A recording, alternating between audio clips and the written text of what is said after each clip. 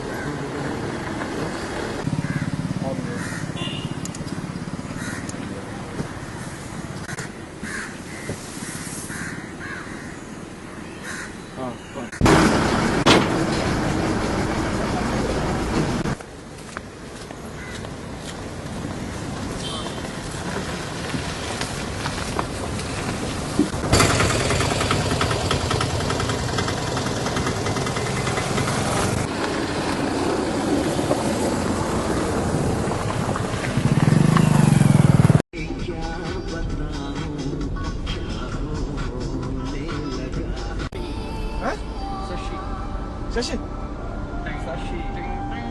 अड़े फोन मत देना हमारा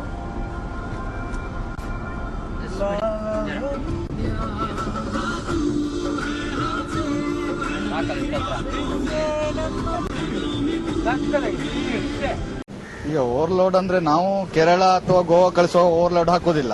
ಯಾಕಂದ್ರೆ ಒಂದು ಮಿನಿಮಮ್ ಒಂದು ಗಾಡಿಗೆ 50 ಬಾಕ್ಸ್ ಇದು ಹಾಕಿದ್ರೆ 50 ಬಾಕ್ಸ್ ಹಾಕ್ತೇವೆ, ಅದಕ್ಕೂ ಜಾಸ್ತಿ ಹಾಕೋದಿಲ್ಲ ನಾವು. ಈಗ ನಮ್ಗೆ ಲೋಕಲ್ ಕೋಟಾಗೆಲ್ಲ ನಾವು ಬೈಗೆ ಫಿಶ್ ಮೇಲೆ ಕಳಿಸೋದಾದ್ರೆ ಸ್ವಲ್ಪ ಓವರ್ಲೋಡ್ ಆಗ್ತದೆ, ಅದು ಹತ್ತಿರಲ್ಲ, ಮತ್ತೆ ನಮ್ಗೆ ಬಾಡಿಗೆ ಪೂರೈಸೋದಿಲ್ಲ, ಮತ್ತೆ ಗಾಡಿ ಸಿಗೋದಿಲ್ಲ, ಅದೆಲ್ಲ ಪ್ರಾಬ್ಲಮ್ ಇಂದ ಸ್ವಲ್ಪ ಓವರ್ಲೋಡ್ ಹಾಕ್ತೇವೆ. ಬಿಟ್ರೆ ಎಕ್ಸ್ಪೋರ್ಟ್ ಮಾಡುವ ಮೀನು ಯಾವುದನ್ನು ನಾವು ಓವರ್ಲೋಡ್ ಹಾಕೋದಿಲ್ಲ. ಓವರ್ಲೋಡ್ ಅಂದ್ರೆ ಎಷ್ಟು, ಒಂದು 180ರಿಂದ 200 ಬಾಕ್ಸ್ ಒಳಗೆ ಹಾಕ್ತೇವೆ. ಈಗ LP ಗಾಡಿಗೆ ಆದ್ರೆ 180 ಬಾಕ್ಸ್ ಅವ್ರದ್ದು ಅದೇ ಲೋಕಲ್ ಆದ್ರೆ ಅಷ್ಟೇ ಹಾಕೋದು. ಈಗ ಕೇರಳ ಹೋಗೋದಾದ್ರೆ ಒಂದು LP ಗಾಡಿಗೆ 160 ಬಾಕ್ಸ್ ಹಾಕ್ತೇವೆ ನಾವು, ಅದಕ್ಕೂ ಜಾಸ್ತಿ ಹಾಕೋದಿಲ್ಲ, ಕಂಪಲ್ಸರಿ ಅಷ್ಟೇ ಹಾಕ್ತೇವೆ. ಓವರ್ಲೋಡ್ ಇಂದ ಈ ರಸ್ತೆಗಳೆಲ್ಲ ಹಾಳಾಗತ್ತೆ, ರಸ್ತೆಯಲ್ಲಿ ಹೊಂಡ ಬೀಳತ್ತೆ, ಮತ್ತೆ ಈ ಲಾರಿಗಳಿಗೆಲ್ಲ ಅದರಿಂದ ಮೀನೆಲ್ಲ ಕೆಳಗಡೆ ಚೆಲ್ಲತ್ತೆ, ಮೀನು ನೀರೆಲ್ಲ ಚೆಲ್ಲತ್ತೆ, ಅದು ಬೈಕ್ನಲ್ಲಿ ಹೋಗೋರಿಗೆಲ್ಲ ತೊಂದರೆ ಆಗತ್ತೆ. ರಸ್ತೆ ಮುಂಚೆ ಹೊಂಡ ಬಿದ್ದಿರುತ್ತೆ, ಅದು ಮಳೆಗಾಲದಲ್ಲಿ ಹೊಂಡ ಬಿದ್ದಿರೋಂಥ ರಸ್ತೆಯಲ್ಲಿ ಮತ್ತೆ ಈ ಲಾರಿಗಳೆಲ್ಲ ಓಡಾಡಿ ಆ ನೀರುಗಳು ಈ ನೀರು ಎಲ್ಲ ಸೇರಿ ನಡೆದಾಡೋರಿಗೂ ತೊಂದರೆ, ಬೈಕ್ನಲ್ಲಿ ಓಡಾಡೋರಿಗೂ ತೊಂದರೆ. ಸರ್ಕಾರಕ್ಕೆ ಇದು ರೆವಿನ್ಯೂ ಇದೆಲ್ಲ ಅಷ್ಟೇನೆ. ಈಗ ಸರ್ಕಾರಕ್ಕೆ ಈಗ ರಸ್ತೆಗಳೆಲ್ಲ ಈ ಒಳ ರಸ್ತೆ ಇದೆಲ್ಲ ಮೀನುಗಾರಿಕೆ ಇದಕ್ಕೆಲ್ಲ ಹೋಗುವಂತ ರೋಡು ಇದೆಲ್ಲ ಅವರು ಮುಂಚೆ ಅವರು ಇಂಜಿನಿಯರ್ ಎಸ್ಟಿಮೇಟ್ ಮಾಡಿರ್ಬೇಕಾದ್ರೆ ಅದು ಒಂದು 10 ಟನ್ ಹೋಗುವಂತ ಇದಕ್ಕಾಗಿ ಮಾಡಿರ್ತಾರೆ. ಈಗ 15 ಟನ್ ವೆಹಿಕಲ್ಗಳು ಅದರಲ್ಲಿ ಓಡಾಡ್ತಾ ಇದ್ರೆ ಆ ಮಟ್ಟದ ಭಾರ ತಡ್ಕೊಳ್ಳುವಂತ ರಸ್ತೆ ಇರೋದಿಲ್ಲ, ಆಗ ರಸ್ತೆ ಕಿತ್ತು ಹೋಗುತ್ತೆ. ಅದರಲ್ಲಿ ಸರ್ಕಾರದವರು ಈಗ RTO ಇನ್ಸ್ಪೆಕ್ಟರ್ಗಳು ಎಲ್ಲ ಬ್ರೇಕ್ ಇನ್ಸ್ಪೆಕ್ಟರ್ಗಳು ಓವರ್ಲೋಡ್ ಗಾಡಿಗಳನ್ನೆಲ್ಲ ತಪಾಸಣೆ ಮಾಡಿ ಅದನ್ನ ಅಡ್ಡಾಕಿ ಅವರಿಂದ ದಂಡ ವಸೂಲು ಮಾಡಿದ್ರೆ ಸರ್ಕಾರಕ್ಕೂ ರೆವಿನ್ಯೂ ಬರುತ್ತೆ. ಆಗ ಲಾರಿಗಳು ಓವರ್ಲೋಡ್ ತಗೊಂಡೋಗೋದು ನಿಲ್ತವೆ.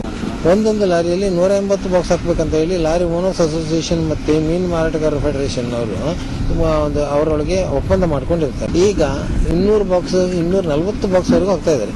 180 ಬಾಕ್ಸ್ 10 ಟನ್ ಆಗೋದಾದ್ರೆ 240 ಬಾಕ್ಸ್ ಸಾಧಾರಣ 14ರಿಂದ 15 ಟನ್ ತೂಕದವರೆಗೂ ಬರುತ್ತೆ.